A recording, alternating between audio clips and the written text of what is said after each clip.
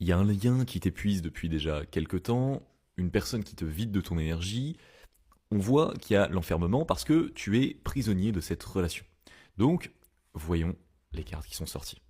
La première carte, c'est la joie, et ça, c'est le véritable piège, parce que, avec cette personne, tu ressens de la joie, du bonheur, plein d'émotions positives, parce qu'il y a des moments intenses, passionnels, magnifiques, tout ce qui est finalement une relation heureuse, avec des fous rires, de la complicité, de l'euphorie, et c'est pour ça que tu restes, parce que ces moments de joie sont réels, mais ils te font oublier tout le reste.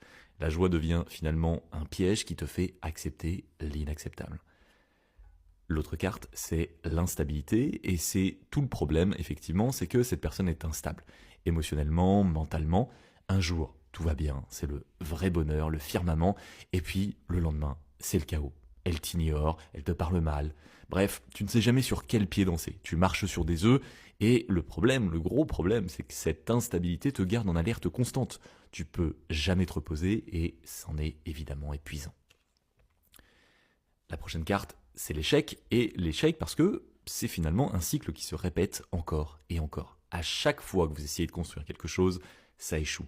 Il y a des belles paroles tout le temps, oui, je vais changer, oui, ça va s'améliorer, et au final, à chaque fois, tu crois que ça va changer, s'améliorer, mais ça recommence. Le même schéma se répète encore et encore et encore. Les mêmes disputes, les mêmes promesses non tenues, les mêmes sujets, et puis les mêmes déceptions. Donc c'est un cycle d'échecs qui te détruit petit à petit.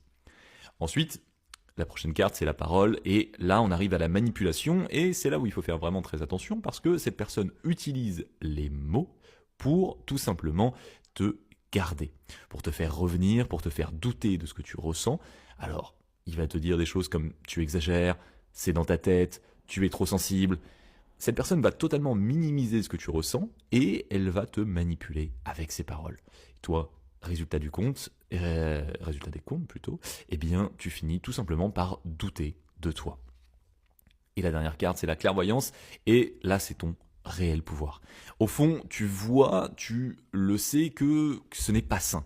Tu vois et tu ressens que ça t'épuise, tu sais que tu mérites mieux, alors ta clairvoyance est là, elle te dit la vérité, la question c'est, vas-tu écouter cette clarté, ou tout simplement vas-tu rester dans l'enfermement jusqu'à un point de non-retour ?